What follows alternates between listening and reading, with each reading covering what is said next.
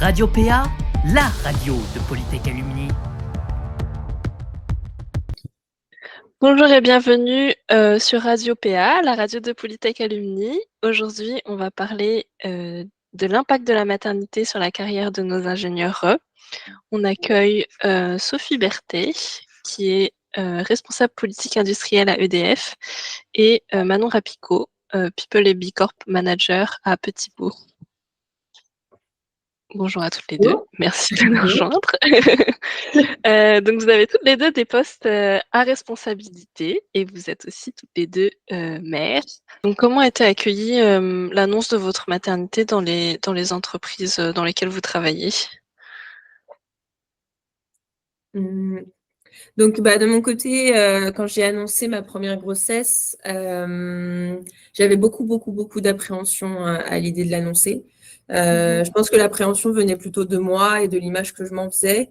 Mais au final, j'ai reçu quand même un accueil plutôt très positif. J'ai eu en face de moi des gens qui étaient heureux pour moi, qui étaient heureux du fait que je découvre la maternité, etc., enfin la parentalité de manière plus globale.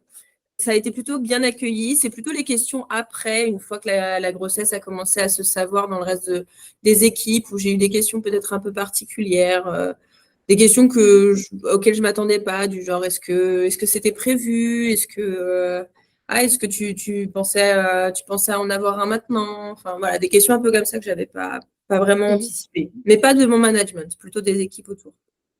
Donc toi, c'est un peu particulier parce que tu habites maintenant aux États-Unis. L'annonce de ta première grossesse, c'était en France ou aux États-Unis ? C'était à La Réunion. Okay. Je travaillais à La Réunion à ce moment-là. J'avais un poste de responsable qualité, sécurité, environnement. Donc, j'avais une grosse équipe en dessous de moi. J'avais environ 30 personnes en dessous de moi. Donc, c'était vraiment un poste, comme on peut l'imaginer, vraiment un poste de carriériste, on va dire, si on doit mettre des étiquettes sur les choses. Et donc, c'est aussi pour ça que je pense que j'avais autant d'appréhension de mon côté, parce que ça venait en opposition avec cette carrière, ces heures que je pouvais faire au travail, etc. Okay. Et ta deuxième grossesse, tu l'as passée plutôt aux États-Unis. Et quelle différence est-ce que tu as perçue dans cette deuxième grossesse ?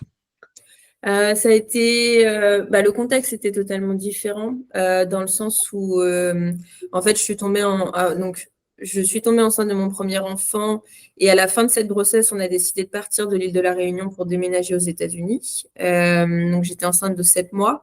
Donc, la fin de ma grossesse, je l'ai fait sur cette période de transition entre la France et les États-Unis.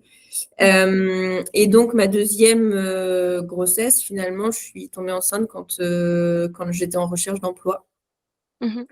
Et donc, du coup, j'ai arrêté ma recherche d'emploi. Donc, ça m'a contraint à ce niveau-là, dans le sens où c'est vrai que ça, c'est quelque chose… je me suis dit, on ne peut pas embaucher quelqu'un qui est enceinte, finalement. C'est quelque chose qui m'est venu vraiment à l'esprit. Donc, ça a repoussé ma recherche d'emploi de 9 mois. Enfin, même plus, du coup, un poil plus, dans le sens où je prévoyais quand même 2-3 mois pour m'occuper de ma fille une fois qu'elle serait née. Mais voilà. Donc, j'étais dans vraiment une période de transition pendant ce moment-là. Donc, j'étais aux États-Unis, mais je n'étais pas en poste. Oui. Donc, on va reparler un petit peu du congé maternité un peu plus tard. Sophie, toi, ta grossesse, c'était il y a quand même un petit moment, on va dire. Oui, en fait, j'étais dans un poste où c'était très, très masculin. J'étais en maintenance, robinetterie pour le nucléaire. Donc, autant dire que déjà, c'était un peu… Bon, on n'était pas nombreuses, des femmes dans le technique. Et le souci, c'est que pour eux, c'était vraiment… Je prenais des mois pour moi comme si je partais en vacances. Et quelque part, une personne de mon service qui s'était fait le genou au ski et qui a eu autant de congés, mais de rétablissement, ça a été beaucoup mieux vu que moi qui ai eu mon congé maternité. Et puis, j'ai pris en plus, j'avais un compte épargne-temps. Donc, j'ai débloqué le compte épargne-temps et là-dessus, ça a été assez au forceps parce que il me disait, mais pour raison de service, on peut te le faire sauter. Je fais, dans ces cas-là, je peux prendre un congé maternité plus long, mais sans solde. Donc, ça a été, voilà, je sentais vraiment que c'était contraignant. Après, ça s'est bien passé. Mon retour s'est relativement bien passé. C'est plutôt après, parce qu'effectivement, moi, je me suis séparée. Mon fils avait 3 ans et demi. Et là, ça a été à nouveau des galères parce que à chaque fois que je prenais un poste, alors que sur le papier, c'était sédentaire, il n'y avait pas besoin de se déplacer, pas besoin d'horaire avant 8 heures du matin et après 18 heures. Il y avait toujours des réunions avant 8 heures du matin et après 18 heures. Il y avait toujours des déplacements qui n'étaient soi-disant pas prévus, mais qui étaient indispensables. On sentait que, en tout cas à mon époque, parce que c'est vrai que j'ai diplômée de 98, donc ça commence à dater. Mon fils en 2008, n'empêche que les choses ont, je l'espère, évolué sur ce plan-là. Il y avait vraiment une culture, en tout cas dans les métiers techniques, de présentéisme et de disponibilité qui n'était hélas pas compatible. Alors autant la culture de résultat est complètement compatible, mais il faut que ça soit aménagé avec des contraintes au féminin, surtout de jeunes mamans. Voilà. Donc c'est plutôt là-dessus où ça a été compliqué. Oui. Aujourd'hui, on est dans une ère un peu post-Covid où on a du télétravail qui s'est quand même beaucoup démocratisé. Quel rôle ça a joué dans votre carrière et dans l'aménagement de vos journées, en tant que maman?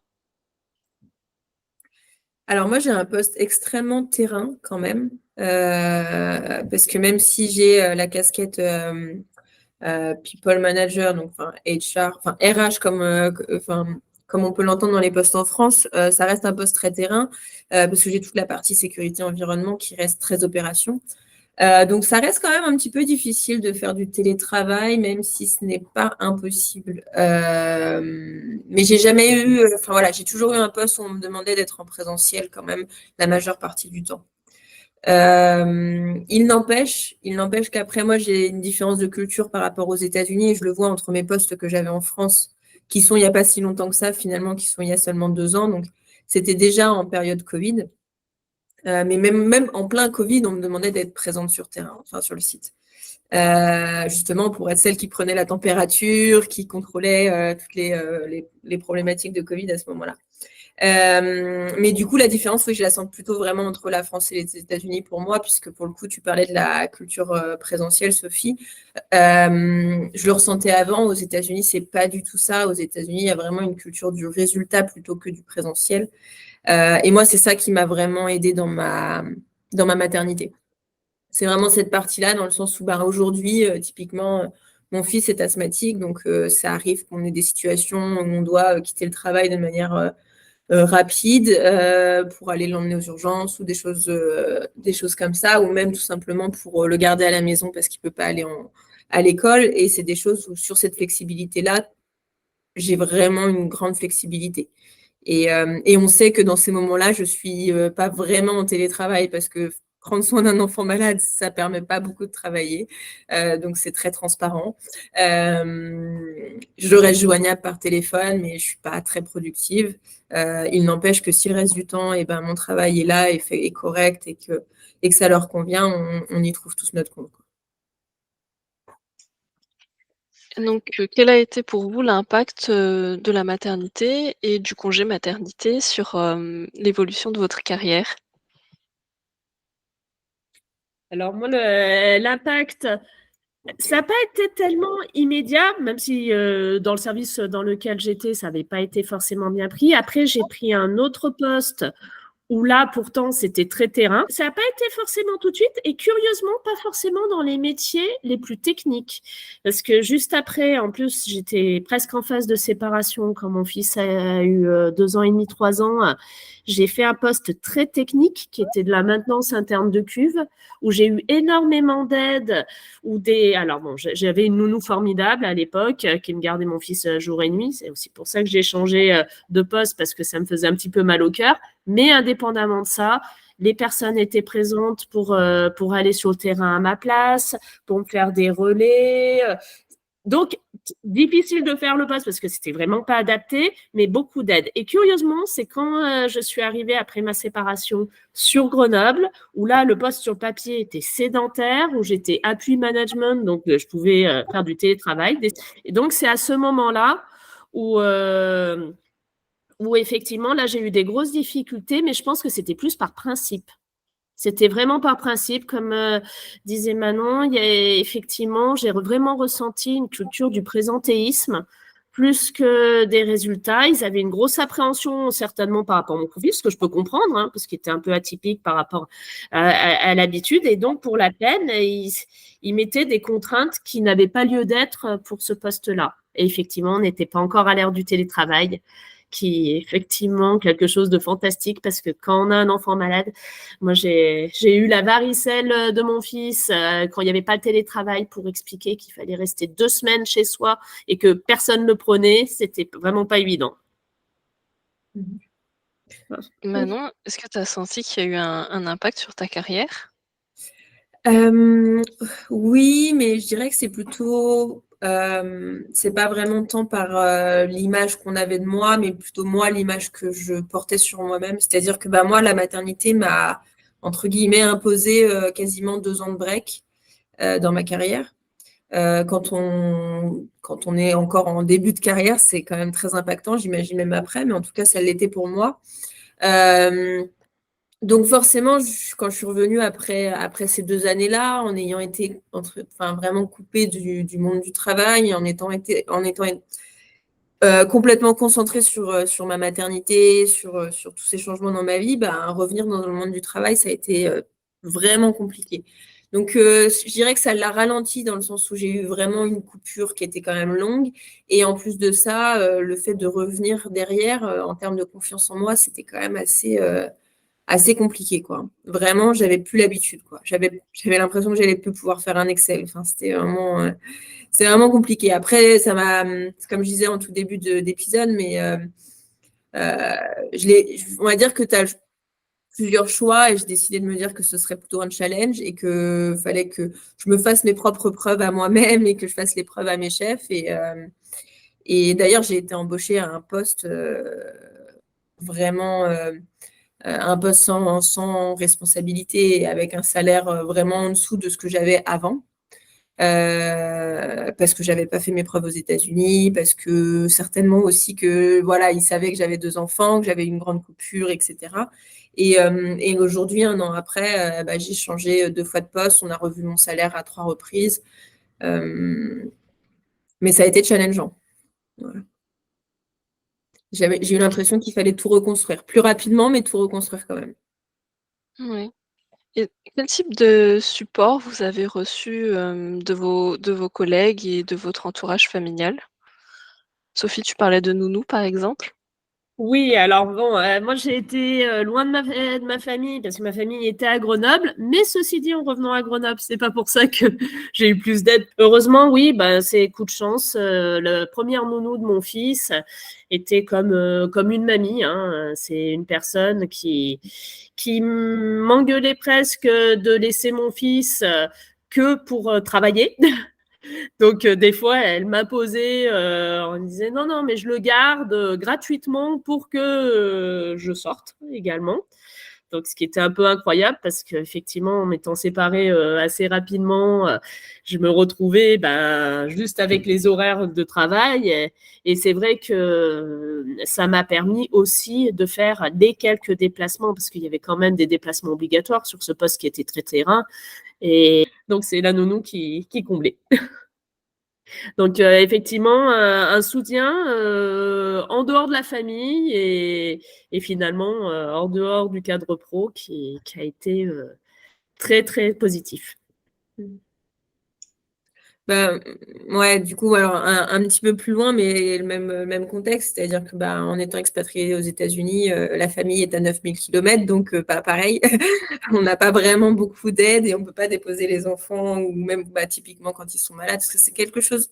Je trouve que c'est vraiment la partie pour moi vraiment qui est compliquée, c'est quand les enfants sont malades, on a l'impression tout se met en pause parce que voilà, on a beau essayer de faire du télétravail, c'est compliqué, on a beau essayer de faire plein de choses, ils sont pris en aucune garde. Donc j'imagine, en tout cas je le vois dans mon entourage, quand c'est comme ça, c'est souvent les grands-parents qui sont en mesure de le prendre. Nous, on n'a pas ça. Mais ici, c'est ce que je disais, on a une entreprise qui est vraiment super, honnêtement. Je travaille avec mon mari, on travaille dans la même entreprise et on le voit depuis qu'on est arrivé ici et depuis qu'on est dans cette entreprise. C'est-à-dire que même pendant ma grossesse, ma deuxième grossesse a été assez compliquée. J'avais des rendez-vous à l'hôpital très régulièrement, 2-3 fois par semaine. Mon fils de 14 mois n'était pas accepté dans ces hôpitaux et donc, du coup, mon mari emmenait mon fils au travail. C'était la petite mascotte de l'entreprise et tu avais tous les collègues qui s'en occupaient pendant les 2 heures, 3 heures de rendez-vous où moi j'étais à l'hôpital. On a plein de photos où voilà, il a fait les visites de l'usine pendant plusieurs semaines. Donc, il y a vraiment cette flexibilité-là où même la dernière fois, je suis venue aussi, les 2 enfants n'étaient pas acceptés à la crèche car ils étaient malades et j'avais des choses sur place que je pouvais pas louper. Et donc, du coup, j'ai emmené les 2 enfants à l'école, au travail, pardon, et ils ont dessiné assis sur le sol, au pied du bureau. Et puis c'est tout à fait accepté ici, et en tout cas dans cette entreprise. Et ça, c'est vraiment super. Donc, le soutien, je le vois là-dessus. Principalement, je le vois sur ça, ouais, sur l'entreprise qui nous permet cette flexibilité-là. On a même eu une réunion il y a quelques semaines où on était tous les deux, mon mari et moi, dans la même réunion. Ma fille qui était dans cette même période, qui était malade également. En fait, j'ai fait la réunion avec ma fille dans les bras. Voilà. Et c'était OK, et on l'a fait, et on fait comme on peut. Donc voilà, et ils savent aussi, hein, il y a beaucoup d'expatriés, donc ils savent aussi ils sont aussi pour la plupart, enfin pour certains, dans la même situation. Donc il y a peut-être cette compréhension-là et cette ouverture-là, mais aujourd'hui c'est une vraie chance et on en a conscience. Je pense que les choses évoluent en France aussi, hein, heureusement. Ouais. Hein. Tant mieux. Ouais. Tant mieux, parce que c'est vrai que voilà, quand on sent ça, ça nous donne aussi envie de s'investir plus. Enfin, moi, pour ma part, forcément, je sais que je reçois un soutien et une flexibilité dans un sens. J'ai envie aussi, moi, de mon côté, de m'investir pour l'entreprise qui, elle, entre guillemets, s'investit pour moi aussi. Enfin, c'est du donnant-donnant, quoi. Donc, et on a conscience de la chance qu'on a, et donc forcément, on n'a pas cette volonté de chercher ailleurs comme on pourrait le faire dans d'autres entreprises ou comme on l'a fait dans le passé. On ne restera pas ici 10 ans non plus, mais en tout cas, aujourd'hui, ça nous convient très bien et ça convient à tout le monde. Donc c'est top. Et ça montre que ce n'est pas incompatible d'être parent et à des postes à responsabilité, puisqu'on a tous les deux des postes de management. Et comment est-ce qu'on concilie justement la vie pro et la vie perso? Comment est-ce qu'on trouve un bon équilibre? Est-ce qu'on trouve l'équilibre? Je ne sais pas. Je ne sais pas. Je suis encore en recherche pour ma part. Il a fallu, forcément, vu ma situation, il a fallu que je fasse des renoncements pro. Hein. J'ai été consciente que je ne pouvais pas effectivement être disponible avant 8 heures, après 18 heures, que je ne pouvais pas faire certaines formations qui étaient 2-3 jours hors de chez moi. Voilà. Alors, au début, beaucoup de culpabilité, beaucoup. Et puis après, je me suis dit que c'était peut-être ce qui m'avait sauvé du burn-out. Parce que est-ce que toute cette pression-là, on ne me l'aurait pas mis de toute façon, parce que j'étais une femme, parce que je venais du nucléaire, je passais à l'hydro, je changeais de milieu. Est-ce que de toute façon, je ne l'aurais pas eu? Est-ce que je n'aurais pas craqué en vol? Que là, de toute façon, je ne pouvais pas le faire. C'est pas que je ne pouvais pas, c'est que j'avais une bonne raison et que pour moi, ça passait avant. Et que de toute façon, le bien-être de mon fils, qui était 100% dans ma responsabilité, c'était non négociable. Donc oui, ça a été dur, mais ça m'a permis de tenir sur des moments où peut-être je me serais surinvestie. Et je vois des collègues qui sont sans enfants, qui se sont surinvestis dans le travail pour pas plus de résultats, mais finalement perdre un petit peu du sens à ce qu'elles font et à leur vie professionnelle. C'est quelque chose dont on avait déjà un petit peu discuté, mais effectivement, je pense que, en tout cas pour ma part, et j'ai l'impression que c'est la même chose pour toi, Sophie, c'est que avoir des enfants, ça nous a imposé des limites qu'on n'arrivait pas nous-mêmes à se mettre dans notre travail et dans notre carrière. Et aujourd'hui, maintenant, je pense que avec un peu de recul, je prends conscience que les limites, c'est à moi et elles doivent venir de moi et c'est moi qui les décide. Et typiquement, cet équilibre entre la vie perso et la vie pro. Alors, encore une fois, bon, mes enfants ont 2 ans et demi et 1 an et demi, donc je suis pas sûre que ça reste encore assez sportif quand même. Mais il n'empêche que, bah voilà, ces limites, nous, on les a, que ce soit autant mon mari que moi, elles sont claires, c'est-à-dire que bah, moi, j'aime profiter de mes enfants le matin et j'ai un temps pour profiter avec eux le matin avant de les déposer à la crèche, de jouer avec eux. Donc, je ne commence plus à 7h30 ou 8h, je commence à 8h30, 9h. Évidemment, je suis flexible si j'ai une réunion ou quoi que ce soit, mais dans mon temps, j'ai mon temps avec mes enfants le matin.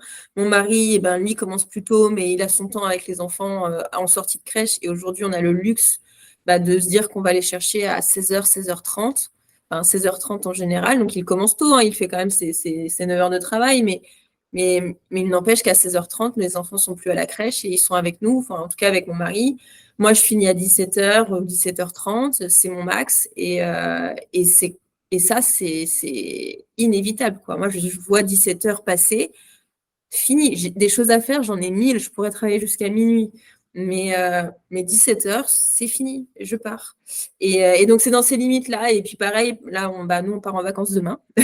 Et donc, du coup, pendant les vacances, c'est pareil. Moi, mon mari est joignable tout le temps. Il est dédié à son travail parce que il manage toute la partie production. Mais pendant les vacances, c'est clair, la communication, elle est claire auprès de tout le monde. On n'est pas joignable. Vous avez les numéros d'urgence d'un tel qui prend quoi, qui fait rien. Mais nous, téléphone éteint. C'est non. On fait 10 jours de vraie coupure.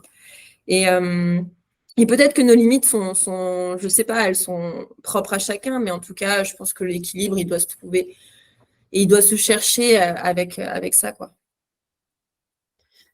Et je pense que ça nous rend même plus efficaces parce qu'on a tellement une culture après du résultat dans le peu de délai imparti et avec les moyens impartis parce qu'effectivement, on a des choses, les rendez-vous chez le médecin, plein de choses qui sont incontournables. Donc, on arrive à s'organiser autrement et des fois de se reposer la question au lieu de suivre les modes opératoires, ce qui avait été fait avant, à force de se reposer les questions pour simplifier les choses, je le sens maintenant avec du recul. Maintenant, mon fils est grand et c'est vrai qu'il n'y a plus besoin, mais j'ai une logique de remettre en cause pour aller à l'essentiel et pour obtenir le résultat plus rapidement et de façon plus intelligible pour moi.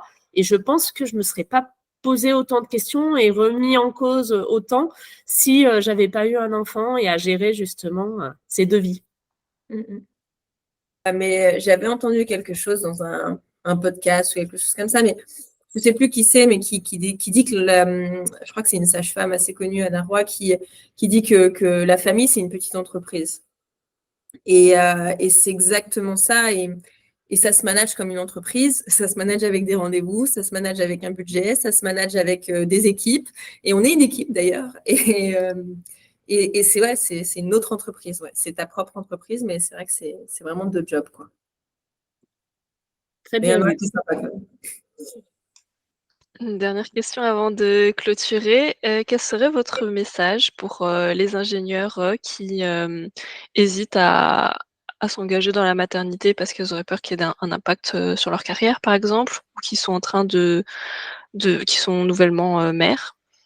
Quels seraient vos messages pour elles? De dire que de ne pas aller vers la maternité, ce n'est pas un impact sur sa carrière, c'est un impact sur sa vie et une remise en cause de sa vie et que rien ne justifie de remettre en cause sa vie. Et encore plus, c'est que du positif au final, même si c'est très, très fatigant et même si c'est très contraignant, parce qu'on a vu là, par rapport aux échanges, ça nous a énormément apporté et même du côté du travail. Donc, oui, il y a peut-être un risque de moins évoluer, mais d'évoluer plus sereinement, plus conformément à ce qu'on est et avec beaucoup plus d'épanouissement. Oui, exactement. Et puis, qu'est-ce que j'aurais envie de dire? J'aurais envie de dire que pour celles qui le souhaitent, évidemment, c'est le plus beau challenge qu'on puisse avoir, tout simplement. Et puis aujourd'hui, on en est la preuve. On a 2 postes quand même de management, on a 2 postes à responsabilité et on a toutes les deux eu des enfants. Et moi, ça me paraît pas impossible. Je veux dire, c'est challengeant, c'est fatigant. Après, s'il y a quelque chose quand même qui est important, ça c'est plutôt pour les jeunes mamans, juste garder en tête que tout passe. Tout passe. Il y a un moment, c'est plus simple. Il y a un moment, ça le devient. Quand même. C'est challengeant, mais il y a un moment, ça devient plus simple. J'imagine. Enfin, c'est ce que je me dis pour me réconforter. Mais je pense Oui, ne t'inquiète pas. Mais après, c'est des grands soucis. Des petits soucis, grands soucis. Moi, j'ai fait toutes les étapes. Là, bon, il a 16 ans. Et c'est vrai que c'est marrant parce que chaque étape a son lot de gros bonheur et de difficultés, de surprises. En fait, c'est jamais conforme à ce qui est marqué sur le papier. Mais en tout cas, si on a envie, il faut vraiment, vraiment le vivre. Et au contraire, c'est ce qui apporte du sens à tout.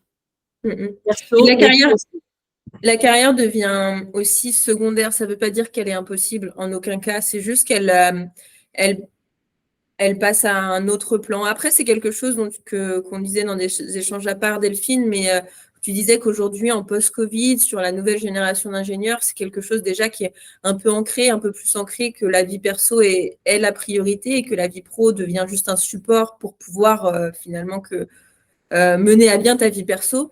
Je suis de la génération pré-Covid, donc je n'avais pas forcément ça en tête. Mais en tout cas, la maternité, c'est vraiment ça. C'est que ta priorité, elle change, c'est ta famille. Ta carrière, elle est loin d'être impossible. Aujourd'hui, voilà, on a des bons postes, ça marche, on évolue.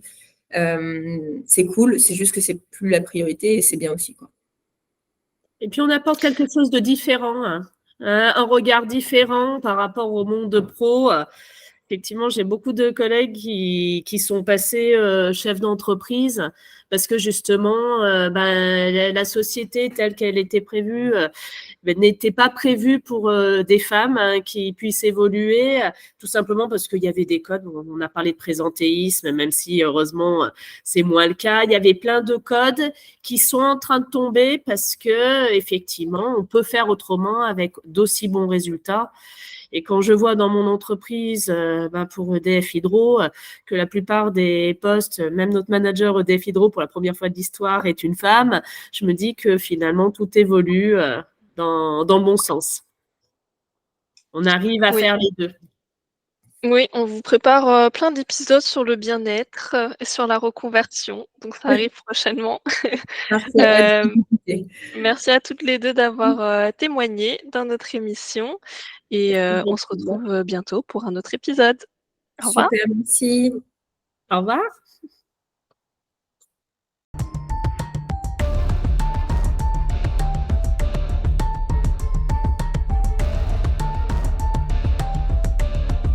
Radio PA, la radio de Polytech Alumni.